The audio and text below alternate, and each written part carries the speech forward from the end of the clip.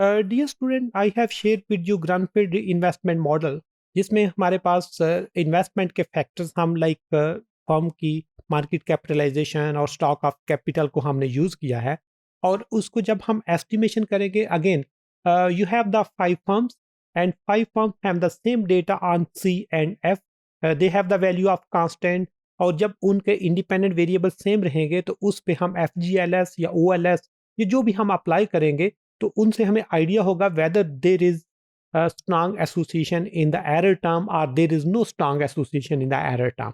तो उसके लिए the data pattern is like shown in table 14.1। अब इस टेबल में आप लोग देख रहे हैं, you have F G L S parameter for form 1, 2, 3, 4 and 5, and pooled, this is basically overall the impact. Your beta 1, this is your constant, this is your f and your c. अब ये आपका जिस वक्त constant आ जाएगा, constant की value हमारी given है f और c, ये सिमिलर हैं और इस पे 5 फॉर्म के लिए सेपरेट उनने मॉडल रन किए हैं। और जब सेपरेट मॉडल रन किए हैं और उसकी बेस पे you have F G L residual covariance pooled estimation. इसके लिए स्टैटिस्टिकल सॉफ्टवेयर आपको इजीली वही सारी एस्टिमेशन करके दे देगा कि आप किस तरह इसको फर्दर एनालिसिस में यूज कर सकते हैं।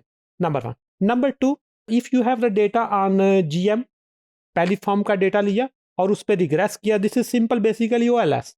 देन सीएच सेकंड वन, इस पे उसी तरह आपके सेम वेरिएबल्स हैं उनको किया, लेकिन अगेन बता रहा हूँ कि on the basis of theoretical justification you have the idea that when you are going to like apply seemingly unrelated regression, you have to be very much careful that there are certain common factors those you have not discussed in your model, like per capita income.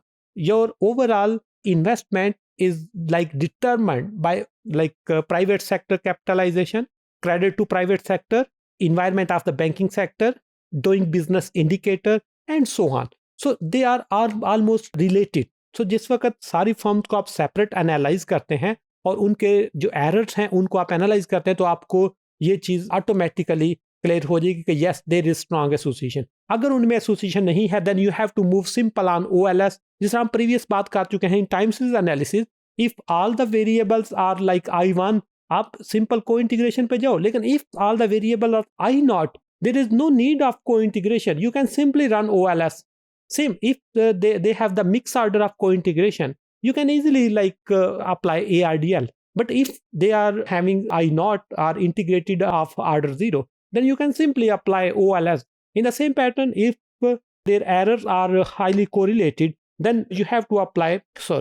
अगर आपके errors को relate नहीं कर रहे, then the best approach is OLS, और हम OLS separate हर 5 form पे लगा के ओवरऑल उसको सम करके उस पे पूल्ड OLS लगाएं और उसमें देखें कि क्या एरर की पोजीशन क्या है। Number 1। Number 2, there are OLS parameters again on 5 firm, firm 1, 2, firm 3, firm 4, firm 5, and the overall impact is in pooled OLS. Again, you have the beta 1, which is constant. You have the beta 2, which is from like capitalization, and beta 2 is basically C, which is stock of the capital. और dependent variable is your investment, and this is the variation. अब variation हर firm की different है, कुछ की intensity ये देखो 8000 को cross कर रही है, कुछ की ओनली लेस देन 100 है, कुछ की 100 and 600 तक है, कुछ की 7।